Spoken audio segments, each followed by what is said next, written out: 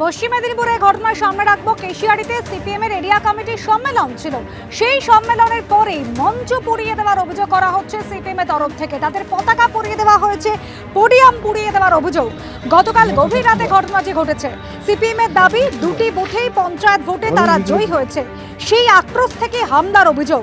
হামলাযোগ অস্বীকার করে শাসক দলের দাবি সিপিএম এর অন্তর্দ্বন্দ্বের জেরেই এই ঘটনা।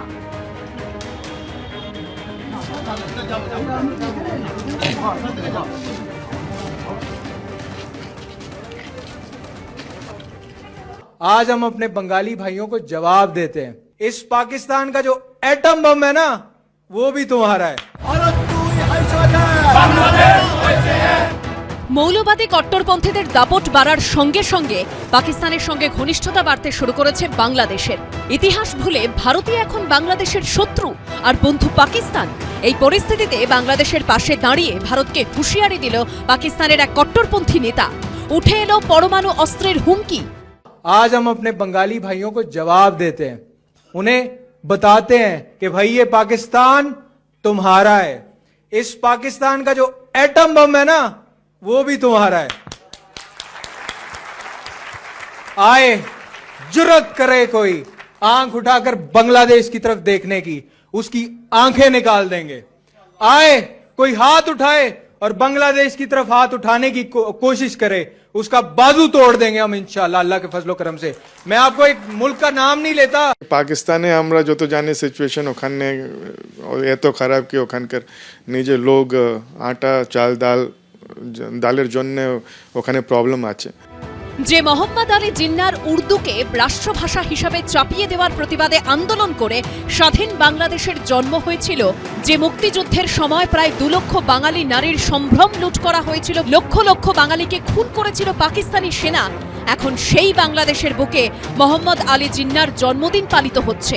পাকিস্তানের জনক জিন্নাকে বাংলাদেশের জনক ঘোষণার দাবি উঠছে। পাকিস্তান থেকে প্রথমবার চট্টগ্রামে সরাসরি জাহাজ আসছে। পাকিস্তানিদের ভিসার শর্ত শিথিল করেছে ইউনূস সরকার।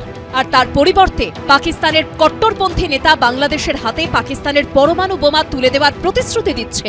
হবুচন্দ্র রাজার গোবুচন্দ্র মন্ত্রী বলে একটা কথা আছে, যে এক তো হচ্ছে পাকিস্তান একটি প্রায় কাঙালি দেশ হয়ে গেছে, আর এখানে আমাদের বাংলাদেশ, তো এরা দুজনে মিলে কি ঘট পোকাচ্ছে জানি না। ভারতের চিন্তা নেই, ভারত অনেক বড় মহাশক্তি। ওরা ভারতকে নানাভাবে প্রভোগ করছে এবং ওরা চাইছে ভারত যদি একটু প্রভোকেশনে পা দেয় তাহলে একটা যুদ্ধ পরিস্থিতি তৈরি করে দেওয়া যাবে এবং তারপরে আরেকটা পাকিস্তান বানিয়ে দেওয়া যাবে। সম্প্রতি ঘোর ভারত বিদ্বেষী বলে পরিচিত ঢাকা বিশ্ববিদ্যালয়ের আন্তর্জাতিক সম্পর্ক বিভাগের অধ্যাপক শাহিদুজ্জামান পাকিস্তানের সঙ্গে পরমাণু চুক্তি করার পরামর্শও দিয়েছেন। তার কথায় পাকিস্তানের সঙ্গে এমন চুক্তি করা হোক যাতে বাংলাদেশ চাইলেই পাকিস্তান বোমা নিয়ে এগিয়ে আসে।